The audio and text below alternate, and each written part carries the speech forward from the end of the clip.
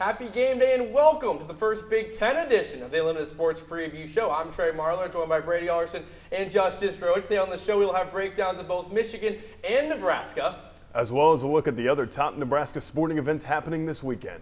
And we'll be joined by the KRNU team, who will be in the booth this weekend. This is the Unlimited Sports Preview Show on Nebraska Nightly.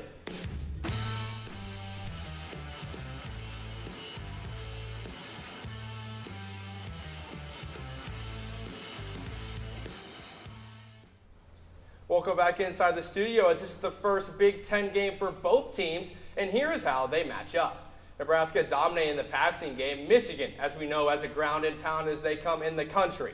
Penalty yards are even, and time of possession is only a couple minutes separating the two.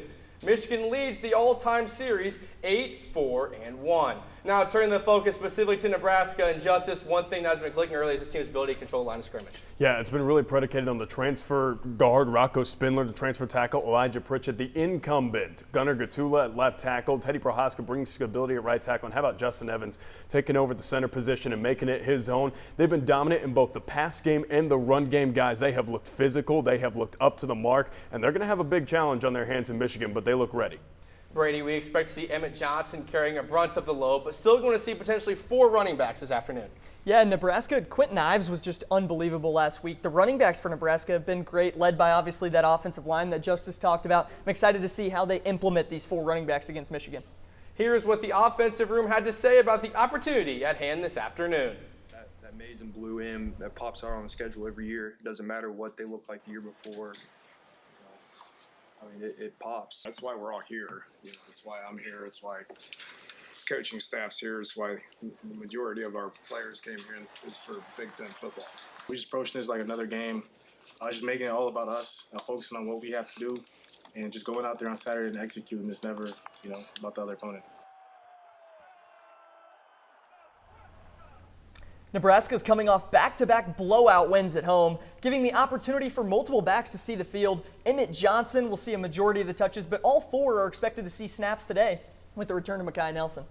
Turn to the defensive side of the ball. This secondary is up there for one of the best in the nation, Justice. Yeah, and this is a secondary that's been graded as the best secondary in the nation. They've been really up to the level. The pass rush has got to get a little bit going. They only have 5 sacks on the season so far. The TFL numbers leave a lot to be desired, but that secondary is as rock solid as they come. They get the linebacking core, some sacks going from that defensive line. This is a really, really good defensive unit, guys, under John Butler. And up front, handling Bryce Underwood in this running attack is going to be key for the Huskers to have success today. Yeah, for Michigan, obviously, their quarterback can run the ball. Their running backs have been great. 130 yards for Underwood last week. Haynes has had over 100 yards in every game. It's going to be big for Nebraska up front to try and shut them down if they want to win this game. The defense is up for the challenge, and here's what they had to say on Tuesday afternoon. In the Big Ten play, no disrespect to the previous teams we've played, but the competition level is going to increase. We understand that. The challenges are going to increase, but our approach isn't going to change. We're excited to play whoever it is. Every week it's the same mentality. I don't think that it changes based on who it is that's coming here. I think, what we've done a good job of focusing on is us. And I think it's just also like the guys up front, like we're going to have to show everybody that, we got some guys too. Nebraska looking to keep momentum after a 59-7 cruising over Houston Christian last week. And guys, this one was total domination from start to finish.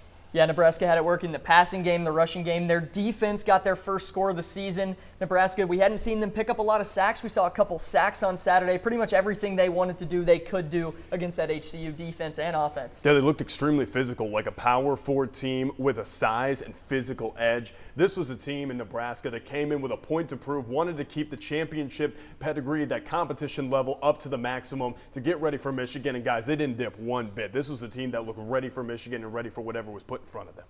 Huskers ready for the matchup with the Wolverines today. During the game today, Nebraska will be honoring the 1995 National Championship team on the 30-year anniversary of one of the most dominant runs in college football history.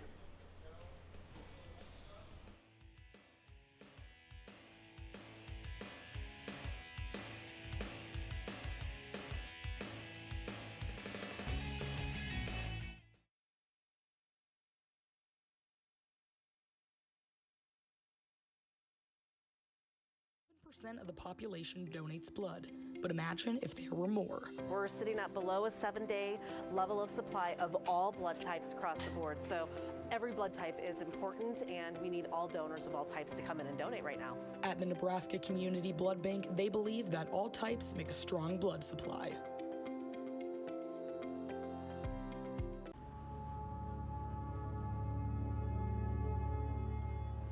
Social media is a daily part of many college students' lives, something we've become used to, but it can also be overwhelming and draining. Studies show that taking regular breaks from social media reduces stress and improves mental health. Too much screen time has been proven to increase anxiety, while stepping away helps you reconnect with the world around you. Take a break. Protect your mental health.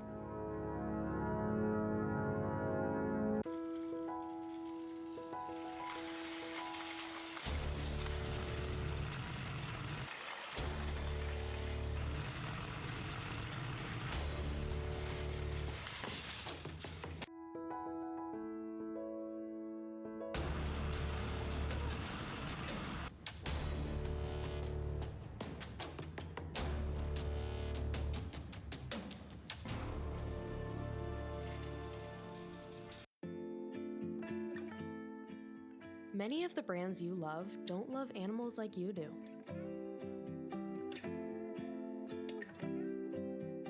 Look at the labels of products you use for a bunny logo signifying they don't lab test on animals.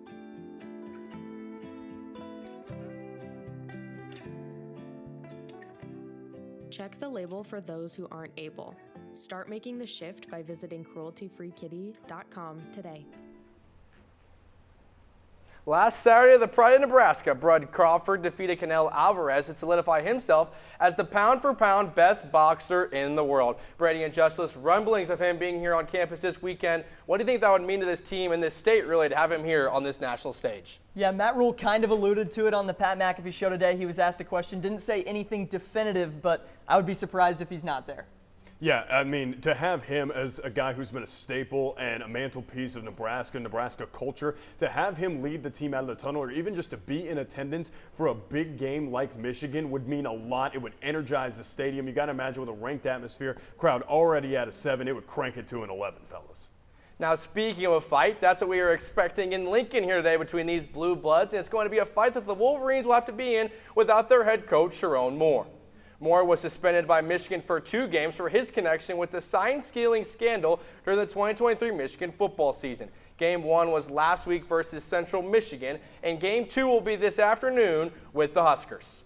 Guys, what kind of impact does this have not having your head coach? I mean, not only the team, but on a true freshman quarterback playing his first Big Ten game. What kind of impact might this have on the Wolverines? Yeah, we already saw them go on the road, and we saw how Underwood handled that against Oklahoma, obviously, and now going on the road without your head coach is going to be a difficult task, especially for a true freshman quarterback. Yeah, especially when the head coach is supposed to be the pillar of stability in your program, guys. To have that removed, to take away that stability, it leaves for a lot of uncertainty, and especially for a freshman quarterback, a lot of transfers. You're going to be without your starting left guard. If you're Michigan, the 2 right tackles haven't looked the greatest. You need that pillar of stability, and without that, it leaves for a lot of uncertainty. It's like building a house on sand. They're leaving a lot for some shaking and moving for Nebraska and the Husker faithful. Taking the place of Moore will be interim head coach Biff Poggi. Here's what he had to say ahead of the contest with the Huskers. I don't know if there's a harder place to play than Nebraska.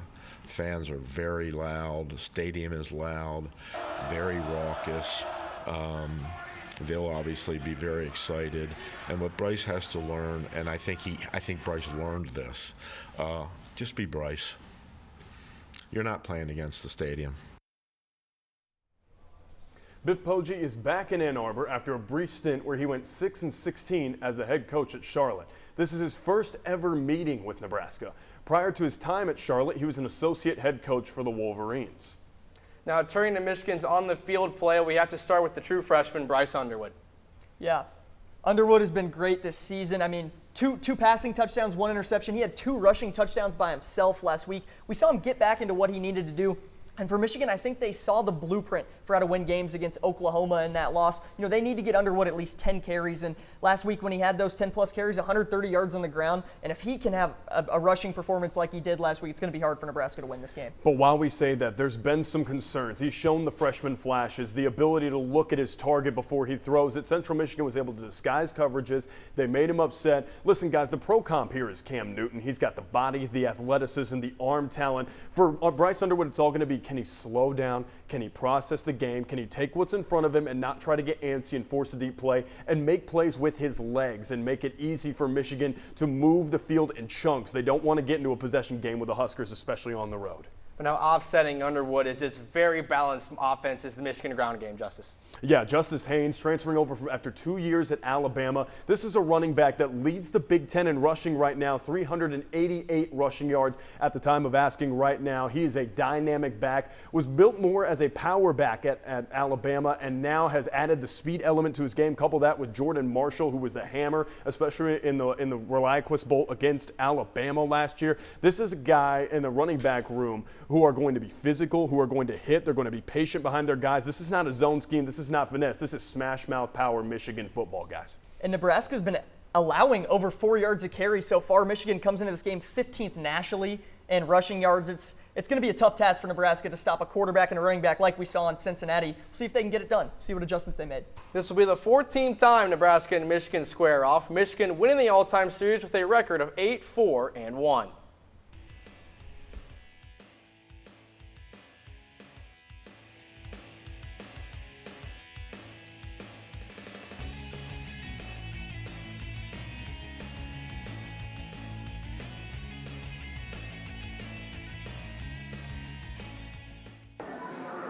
Okay, so how about this much? I don't know. Well, how about this much? I don't know. How about, Actually, I don't know. okay, maybe this much? I don't know. The very tip of your pencil, a fraction of a raindrop, 3 grains of salt. That's how much it takes for a dose of fentanyl to become lethal. Learn more at realdealonfentanyl.com.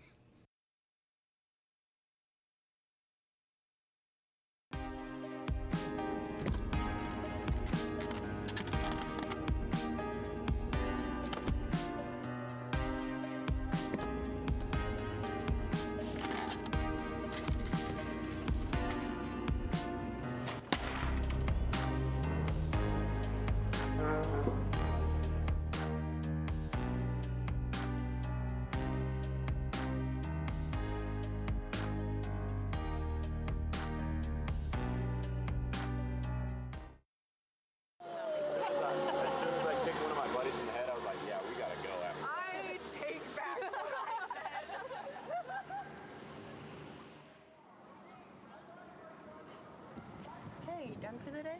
Yeah, just kind of maxed out on people. Is there anything you wanted to talk about? You know, thanks for asking. I have been feeling just kind of off lately. Do you want me to Concerned about a friend? Just ask and refer them to counseling and psychological services at UNL.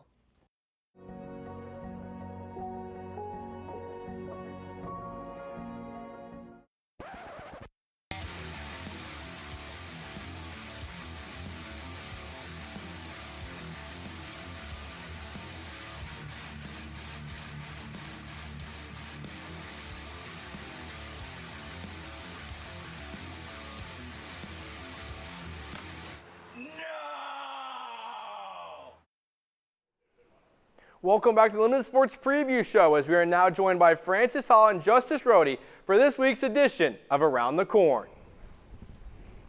Welcome into Around the Corn. I'm Justice Rohde, and joining me is Francis Hall. Nebraska volleyball got some big wins lately, including a record-breaking win on the road against Creighton. 17,675 fans packed into CHI Arena to watch the Huskers get a 5-set win.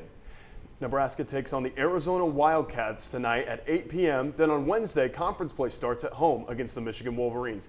Now, Francis, this Husker volleyball team has gotten off to a great start. Why do you think that is? I think they have the best chemistry that they could possibly have all together. They have been killing it with their kills. Harper Murray has been killing it in that back row. She's hitting almost double when she's in that back row compared to that front.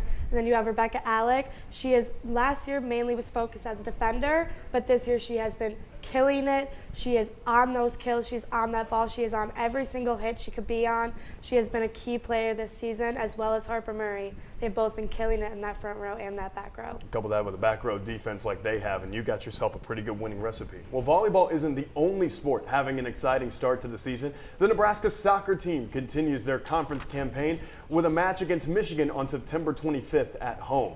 After that, they face Iowa in a rivalry match at home on September 28th. Francis, this Nebraska soccer team has really built something special this year. And coming off a lackluster season last year, it seems that this could be another exciting postseason like we saw in 2023. What do you think the keys to them finding success, not only finishing out the regular season, but in postseason play as well? They just keep finding the back of that net. They came back from a 2-0 loss against Minnesota, and they made it 2-2, and they tied that. They've just been killing it. As long as they just keep finding the back of that net, I think they're going to have a great rest of their season. They have Kayma Carpenter, who has 5 for 17 on their goals this season. She has been killing it on the outside wing. As long as she keeps that up, she is going to be great the rest of the season, and these Husker women have a great chance to go far in the season. Yeah, especially if they keep finding the back in the net, work in the engine room. The midfield's been pulling a double shift. They have been incredible. Well, that's all for Around the Corn. I'm Justice Rohde, and joining me was Francis Howe. Back to you, Trey and Brady at the desk. Thank you, Francis and Justice. Brady, what a great performance that was for Nebraska over Creighton on Tuesday. Yeah, that was just a thriller from start to finish. Nebraska improves to 24-0 all-time against Creighton, which is crazy to think about. All those matchups, Creighton hasn't pulled one out, and yet they've taken Nebraska to 5 sets in 3 of their last 4. Back to football. Nebraska and Michigan are the only Big Ten games this weekend. All eyes are in Bloomington for a top 20 matchup between the Hoosiers and the Fighting Illini. And Big Ten After Dark as the Spartans of Michigan State travel to the Coliseum to take on the USC Trojans. Well, coming up after the break, we are joined by KRNU's finest, Danny Berg and Bobby Hessling. We'll be right back.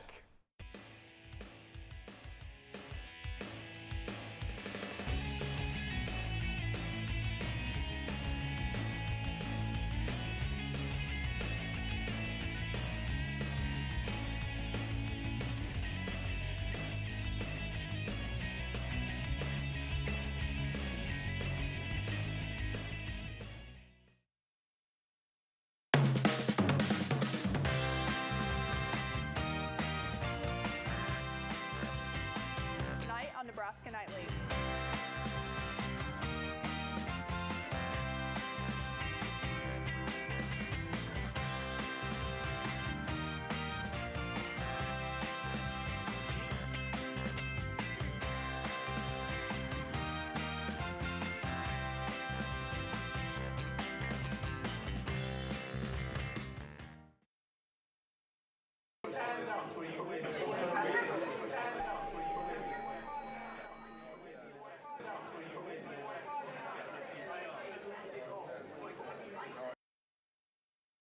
On average, every Big Ten student wastes 112 pounds of garbage each year, but there's a fix.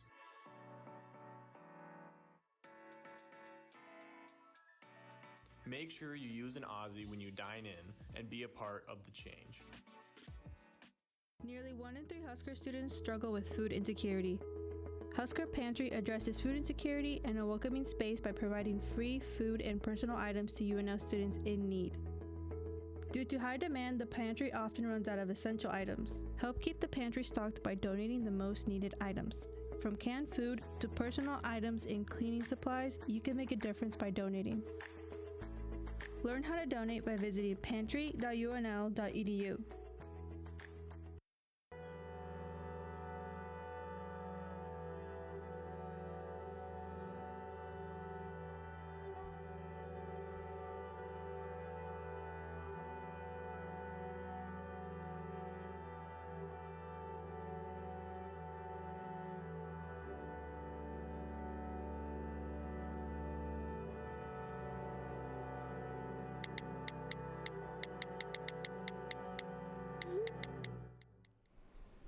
Welcome back to the Unlimited Sports Preview Show, and it's now time for the KRNU Keys to the Game. I'm Danny Berg, joined alongside Bobby Hessling. I'll be joined by Jake Salins on Saturday for the call on 90.3 KRNU. And Bobby, a couple big things for Nebraska and Michigan this week, and the first one is to limit the big plays. Yeah, and obviously the big thing all week has been controlling the run game for the Huskers, but some of that starts with the big play. You look at their big play against Oklahoma on their only touchdown. It was a 75-yard touchdown run to open up the second half. They do a very good job, the Wolverines that is, scoring on the very first play out of half. On top of that, coming out big play, just attacking. 5 touchdowns over 20 yards this season. You've got to limit that. And not only that, but they're really good right out of the gate as well. They're really good at taking advantage when you're least expecting it right out of half and right at the start of the game. Yeah, that's also the thing as well, and you want to control the football and you want to possess the football as well if you're Nebraska. Nebraska has done a really fine job this season. They're the 17th team in the country in terms of time of possession. Go back to that Cincinnati game. They held onto the ball for nearly 40 minutes. Much more of that, they'll have a lot of success against Michigan. The second key that we're looking for in this game today is we got to find something on special teams, whether that's Archie Wilson has a big punt, you see a big kick from Kyle Cunanan, or someone on special teams gets a big block or they're able to really get their hands on the ball. I think the big emphasis is going to be the return game here. You want to talk about Ja'Cory Barney on the punt return game, but you also want to talk about the kick return game. Kenneth Williams has been the kick returner for most of the season. Last week we saw of a lot of Nebraska trying to go and block a punt against Houston Christian. You saw Jameer Khan, he'd come off the edge, try to get his hand out there and block a punt. I'm not expecting that whatsoever. Michigan has 8 punt returns this year for only 8 yards, only 8 total yards this season. They also have a muff punt as well. I could expect Mike Eckler want the guys to drop back and really try to go after Michigan's returner on the punt game and then have the holes created for Ja'Cory Barney. It really takes one big kick return or punt return to flip this whole game and send Michigan or Nebraska with a punch to their mouth and not knowing how to respond. Special teams is going to be a key emphasis in this game. I think that's the ultimate emphasis in the game and who wins it as well. And in a game like this where it's going to be an absolute dogfight, Nebraska hasn't played in a whole lot of these environments before. They really haven't played in something like this since the Illinois game last year when a ranked versus ranked.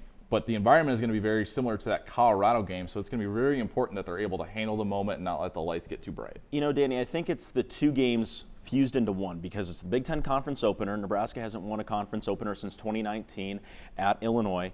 And last year, that was a ranked game. Colorado was not a ranked game, but you had a ton of energy in that Colorado game.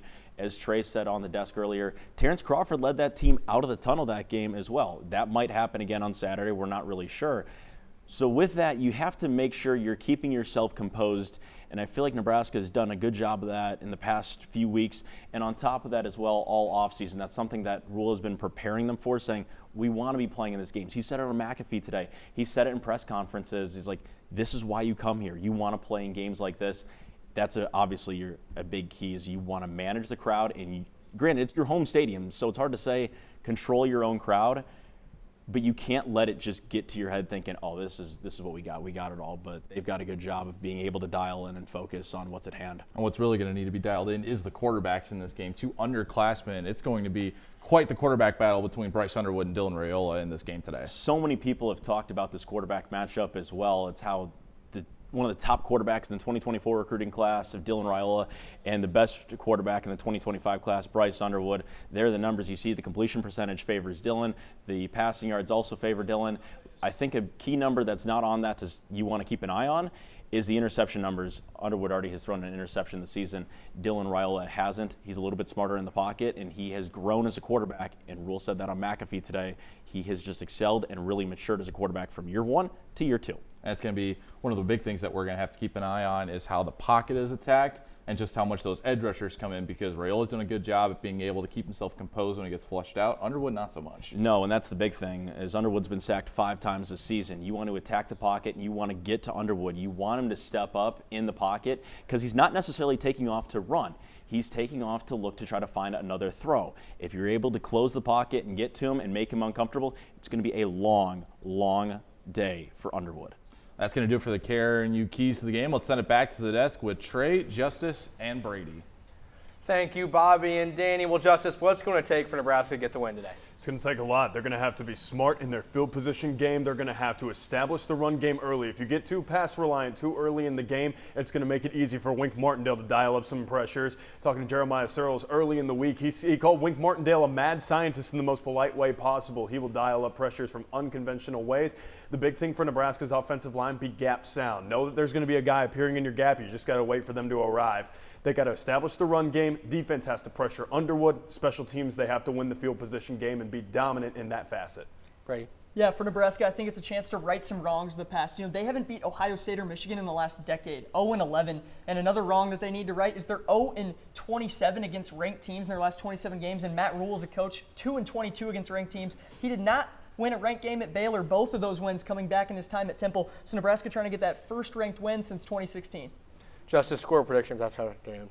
I think I got to favor the Wolverines on the road in this one. I think it's 27-24. The key stat of the game right here, Michigan's won 33 of its 38 Big Ten games that it's played since 2019. Guys, this is a team that just handles opposition in conference play. They're a team that prepares well to go on the road, even with a freshman quarterback. I think it favors the Wolverines in this one, 27-24. Brady? True freshman quarterback on the road. I think Nebraska's going to make those adjustments from that Cincinnati game. I think they shut down the run, and I think the Huskers win at 27-21. Well, thank you for tuning into the first Big Ten edition of the Unlimited Sports Preview Show. For Justice Rhodey and Brady Alderson and our entire production team working behind the scenes to make this all happen, I'm Trey Marler. Enjoy your college football Saturday.